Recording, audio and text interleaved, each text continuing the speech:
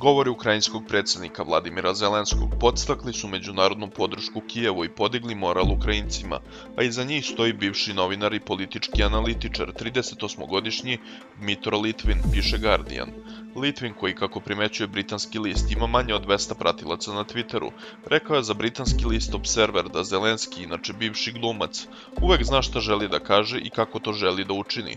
Zelenski se, otkako je 24. februara počela ruska vojna operacija u Ukrajini, nebrojano puta obratio Ukrajincima, ali je imao i više video uključenja u parlamente mnogih država. U predsjednikovim govorima emocije su najvažnije i naravno predsjednik je autor emocija i logike reči, objasnjuje Litvin koji ocenjuje da bi i drugi svetski lideri mogli da nauče kako to da učine. Litvin je deo užeg predsjedničkog tima, on i njegove kolege žive i rade u Bankovoj, sedištu vlade otkako je počeo ruski napad. O Litvinu se zna da je nekada bio kolumnista nedeljnika Levi Bereg.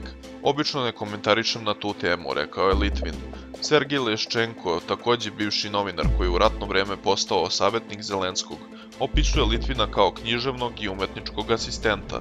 Litvin je prema pisanju Guardiana neko vreme bio politički analitičar Sluge naroda, stranke Zelenskog.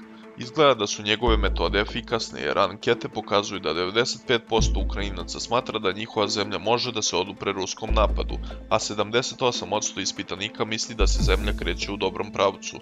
Popularnost Zelenskog koja je bila u opadanju početkom februara sada je na vrhuncu.